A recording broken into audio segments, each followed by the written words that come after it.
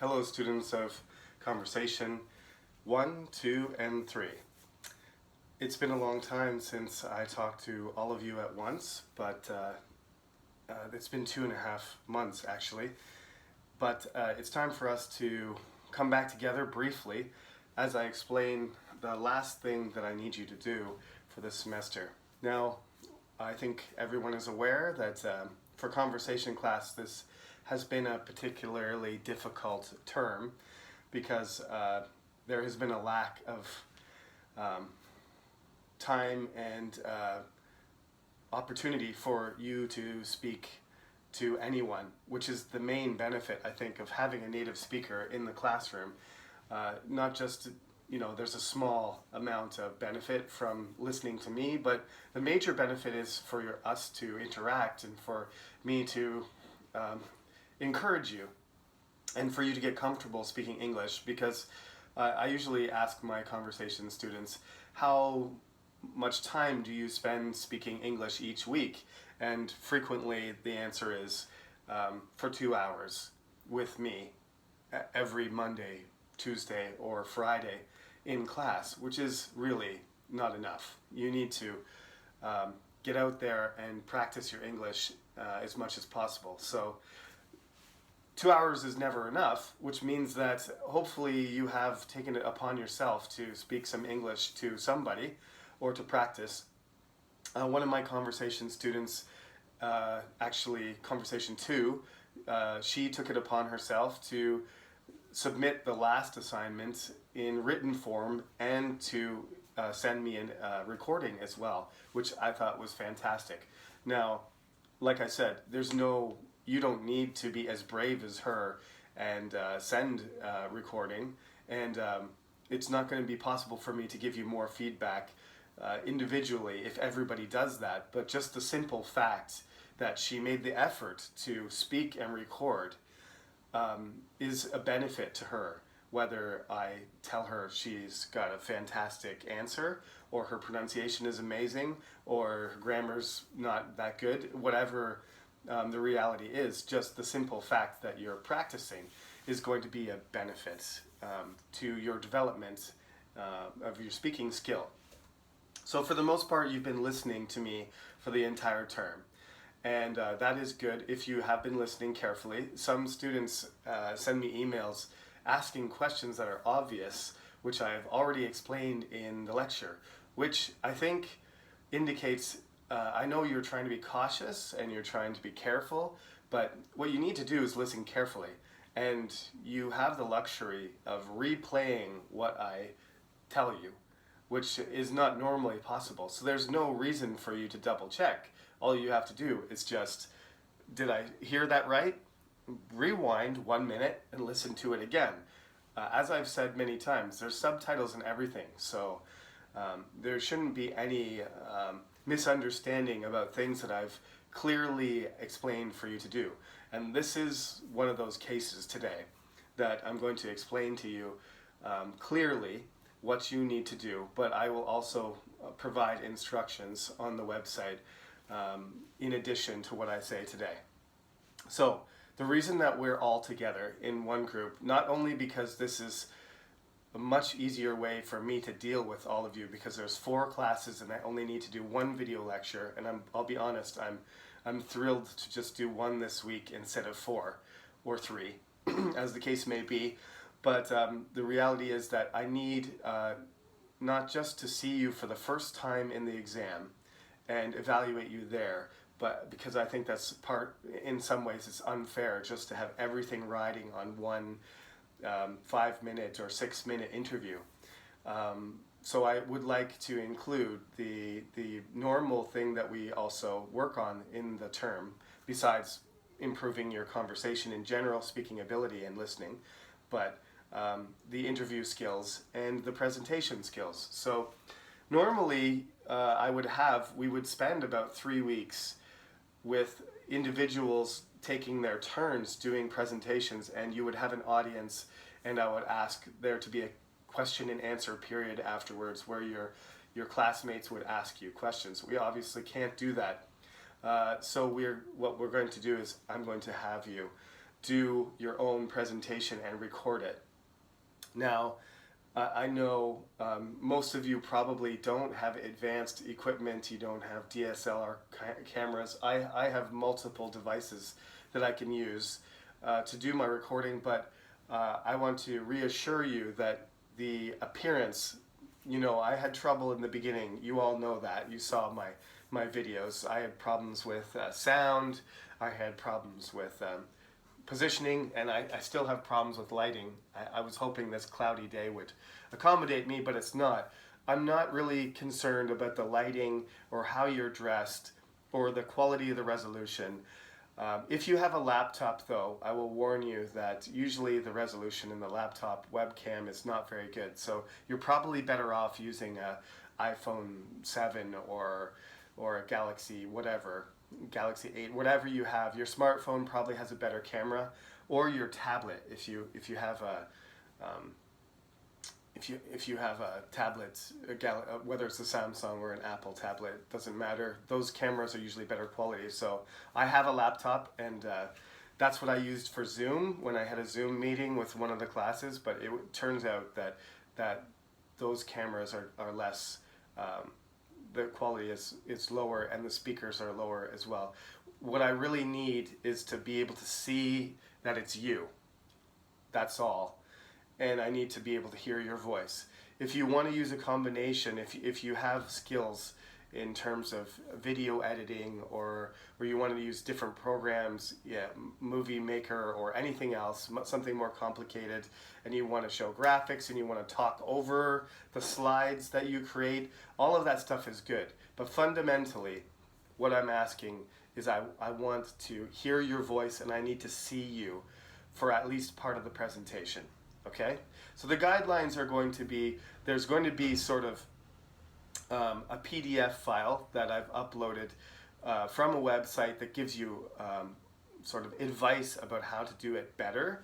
And then there's going to be another file that is just strictly how I'm going to evaluate you and what the instructions are for what you need to do. Okay?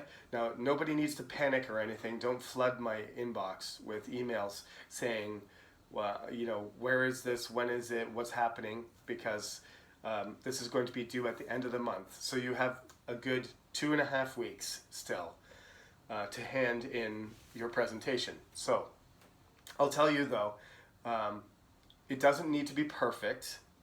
If I tried to be perfect, you would never get a video lecture. I would never have posted the 70-something videos that I've put in my channel. If I tried to be perfect, there wouldn't even be a Professor Sullivan, series of lectures, because none of my lectures have been perfect. So you have to get over that fact. You might try and do it multiple times. Sometimes I restart because I mess up, but you have to accept the fact that you're going to make mistakes, especially because this is not your first language. It's more challenging for you because you don't have as much experience, and you're younger, and you don't have the same command of the language that a person would. The main thing is that you put together a presentation based on a topic of your choice, and that it's organized and it has a purpose. These are the fundamental things that you need to put together. Now I'm going to talk about the whole sequence of how to put together your presentation today. That's the main point of this lecture, which we haven't got to yet. But I want to encourage you that I know this is a challenge, and I know this is going to make you nervous. But as it says in the PDF, this is exactly what I'll quote it from this website where I took the PDF from. It says, having solid skills in giving a 10-minute talk are important. At some point in your professional career, you will need to do this. Below are guidelines to help you maximize this time you have in the spotlight. So at some point you may need to do this to get a job. You may need to do it to keep your job. You may need to do it to establish a relationship with another company, or you may need to do it just because you're trying to, the organization that you're in needs to provide information to the public. There's many, many reasons. You may be doing it because you need a promotion. And if you do it well, this can be a big benefit to your career, and it can also, it can be very satisfying, to be honest. The lead up, the preparation, and the work is, I would say, it's a kind of form of torture, really.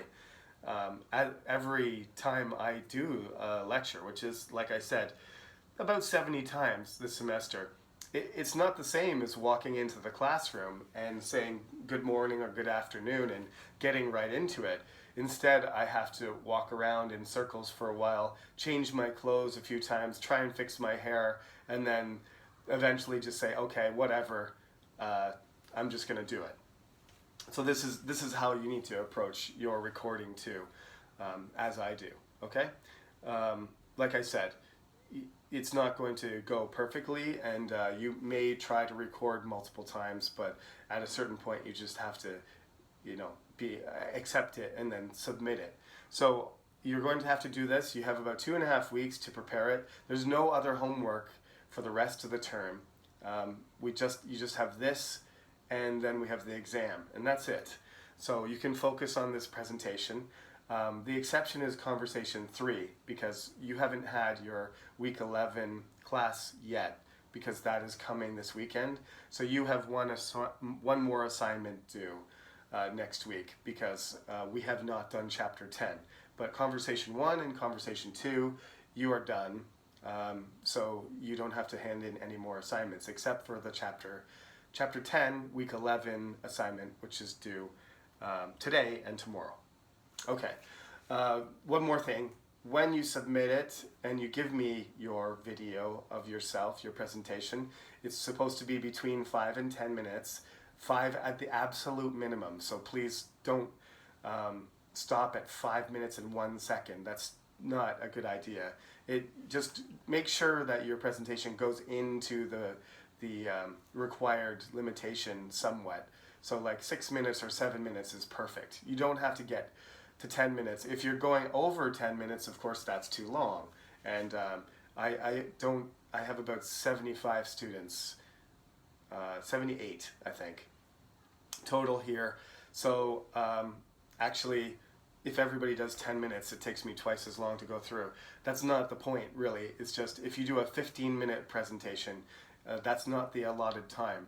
And if you were doing a presentation in a conference, or there was an order of people, a sequence of people like we normally do in class, where you only have 10 minutes and you go over time, you end up getting cut off, or you end up disrupting the whole schedule for everyone else. When you submit your presentation file in its video form, it will be kept confidential. I'm not going to send it to anybody or use it for any purpose. It's your video. It's confidential, and it's your private production. If I was going to use it as an example or something, I would email you and ask you specifically for your permission. But for the most part, I plan on looking at all the videos, evaluating them, giving you a grade, and then at the end of the semester, deleting all of them. So that's my commitment to you, that you don't have to be concerned about anybody seeing it anywhere. I'm not going to publish it or share it with anyone. It's just for your personal assignment and for me to be able to give you some feedback, and for your own benefit. That's all. Okay? Now, like I said, this is about presentations and how to approach creating a video. I've learned a lot about this stuff. Most of the things that I've learned actually have been technical. So just don't try to do your presentation the night before it's due. That will be a disaster, because all kinds of things can go wrong, right? I had problems with my video, my cable. I had to use my phone at some point, and then I used my webcam. I used my camera. I tried to use my laptop. All those things consumed a lot of time. So if you try to experiment, or you try to complete your video at the last minute, you're going to submit an inferior product, and if it's late, there'll be a penalty. So that's not worth it. You need to probably go through the whole process, long before, a week before it was due, would relieve the stress on you a lot. So that's what I recommend. So the first thing you have to do is choose a topic. Now, the topic, there's only really three criteria for the topic. The topic has to be something that you can talk about in English. It doesn't have to actually be an English topic.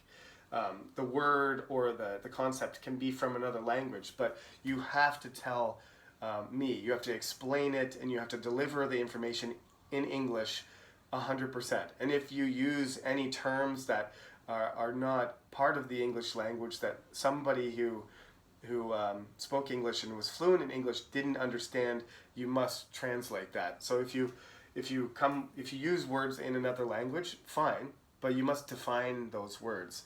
And since you have a limited amount of time, it's probably not a good idea to choose something that's largely based in another language, because you'll spend too much time translating. So that's your warning about that. An English topic is much easier to handle than it is to constantly be translating for an international audience that is using English. Okay?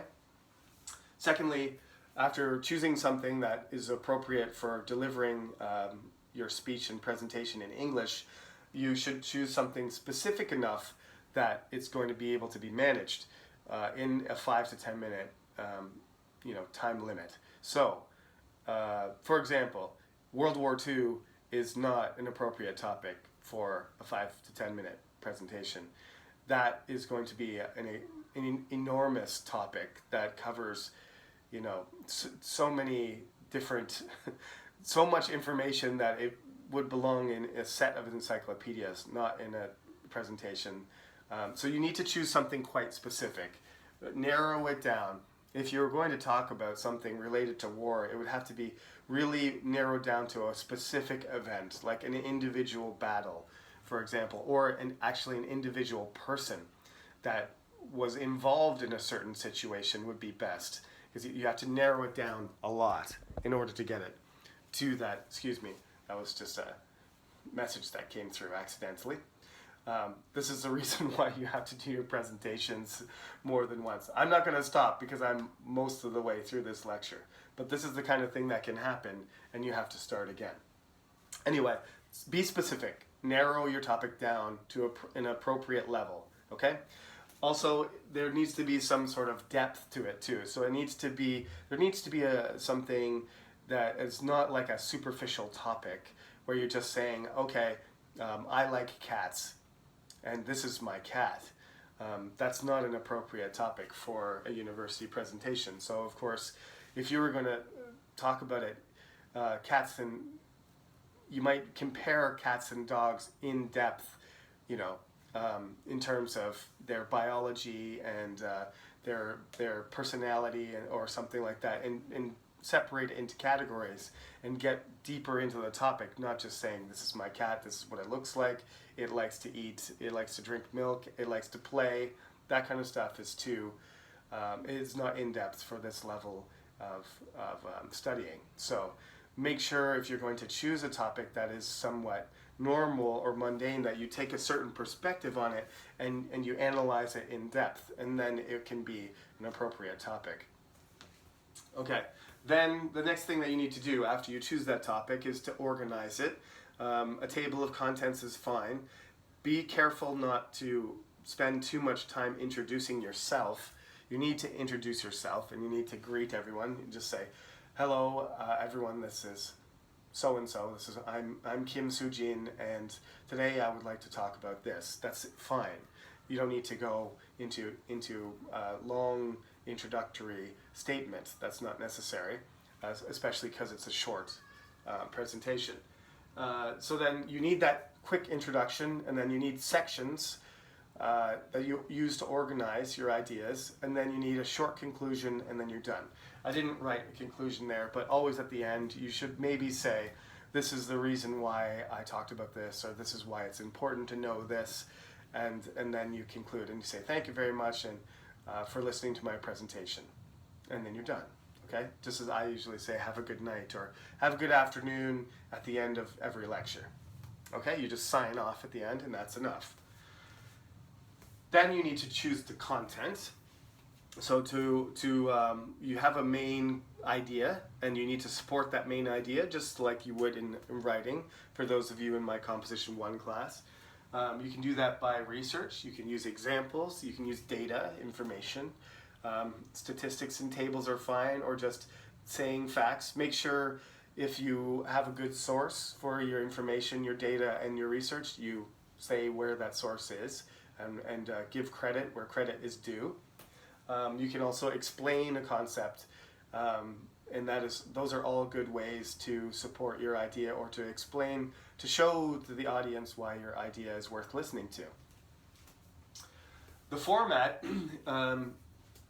for our purposes, normally the format is very flexible. The typical types of things that people do are PowerPoint presentation, a speech, a play, or a demo. Any of those are fine, but you can't just record your voice over a PPT presentation, because I need to see you for at least part of the time that you are speaking. I need to see your face and your mouth moving, so I know it's your voice. I have had no opportunity. Some of you I know from previous classes, but for the rest of you, which is 95% of you, I don't know what you look like, and I don't know what your voice sounds like. So I need to associate your voice with your appearance. And it doesn't matter to me what you look like. Don't dress in your pajamas like you probably normally do all day when you don't go outside and you're under quarantine or afraid of contracting the virus. But it doesn't matter really. Dress up. You don't have to dress up like you're going out to a wedding or something like that. Just wear something reasonable, semi-casual or whatever, and for at least part of the presentation, we'll just say something like half of it, I need to hear and see you at the same time. And then if you want to do video editing and you want to show something to me, you can, or you don't have to. You might not have a board like me or something, but you can write something even on a piece of paper. I know that a lot of you don't have a lot of resources. I didn't either. I'm more concerned about the fact that you're speaking English, that you're organized, and that you're talking to me, and you're not reading, okay? If it looks like you're reading, when I read my quote, it's my computer screen. I have another computer screen over here. If the whole time you're talking and you're saying, having solid skills in giving a 10-minute talk are important, at some point if you talk like that, in sort of robotically, and your eyes are clearly tracking something off the screen, it's very clear to me. And your grade is going to be diminished if you do that, okay?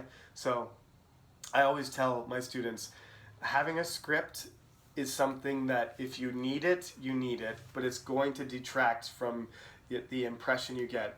People are not going to pay attention to you as much if you have a script. If you have the ability to deliver a speech without a script, whether it's memorized or whether you're speaking directly to the audience, you're going to keep people's attention better. And that deserves a better grade than somebody that's, mechanically reading something in front of them. So that is something that you have to make a choice about. If you decide to just read and keep your head down the whole time, and I'm watching you read something, your grade is going to be lower. That's always the case, okay? Now, you probably will make less mistakes if you do that, but I said already, a certain number of small mistakes are normal. And that is, as long as you just continue and don't, it doesn't interfere with the flow of your presentation, then that doesn't mean you can't get an A. It doesn't mean you can't get an A+. Small mistakes happen to everyone, and it doesn't, as long as it doesn't destroy the effect of the presentation because you get flustered and you stop and you get confused, then it doesn't matter. Just keep going, and you can still get a high grade, and you'll be more likely to get a high grade than somebody who just read through an entire script and didn't engage the audience and didn't make any mistakes. That's not as valuable as actually engaging your audience, okay? So choose something that's appropriate. I actually had a student, one year I had a student explain about the guitar and what it meant to them, and how it's in, you know, how the guitar works. And then for the last couple of minutes, they played the guitar. I had a student long time ago, almost 10 years ago, a student explained that she had gotten sick, and she loved singing, but she had gotten sick and she wasn't able to sing for a few years, and the doctors told her that it was unlikely that her voice would recover to the point where she was able to sing. And then she said, but I did get better. I was really sick. I did get better, and then I did therapy, and I worked hard on my voice, and now I can sing again. And then she sang, and she had a beautiful voice, and her pronunciation and her English was excellent too. So I'm not saying you're going to sing. I'm not saying you're going to do a play or you're going to do a demonstration, but you can. Creativity is a small part of the evaluation, but it is part of it. And the criteria will be included in the instructions that I put on the website. So if you're wondering how you're going to be evaluated, that will also be posted on the website. And I don't need to explain that verbally because you'll be able to read that. Okay? Now, finally, the thing that makes you good at doing presentations, the thing that improves your lecture giving ability on YouTube in the same manner is practice. I'm not saying that I'm great at delivering lectures on recordings, because it's still difficult for me to do, and for everyone too, but there is a big difference between what I was doing 3 months ago and now. I think anybody, even if you're going to criticize me and say I'm still bad at it, I'm less bad than I used to be. So practice, rehearsing, editing, improving yourself by being more comfortable and learning, you know, the ins and outs of what can make a better video. Some of the things that I had problems with originally were really small, like now I have a microphone because some students said the volume was too low, and you know, the positioning of everything, the angles, the positioning of the camera, and how I address the camera, and what I do with my notes. All these things have evolved for me over the term. So again, I'm not looking for you to be a professional presenter. I'm looking for you to get experience doing it, and if you can improve your presentation skills even by a small amount by this experience, then I think this will be valuable for your future. So I know it's sort of a stressful thing for everyone to do this, especially in your second language. I think all of my students this semester, there aren't any native speakers that I'm aware of in these classes. So all of you are in the same situation, so the challenge is the same for all of you, okay? So this is the lecture for all 3 conversation. There's 4 classes in 3 different levels. Conversation 3, remember, you have a makeup lecture. Week 11 is coming in the reverse order, but it's coming this weekend, which will be your final assignment. So I look forward to watching all your presentations. I'm excited to do that. And remember also that the grading policy has been relaxed, so this should also help you relax, okay? This is an experience for you. It's not supposed to be traumatizing. It's not supposed to be torture. It's supposed to help you improve your English conversation ability, and in particular, your presentation skills. So, thank you for listening to me again, and have a good week. The instructions are forthcoming on the website. Everything is going to be updated faster this week because I've been able to do 1 video lecture instead of multiple. So we'll be back to splitting up the lectures again next week for each level, conversation 1, 2, and 3. Until then, have a great day, and I will talk to you again soon.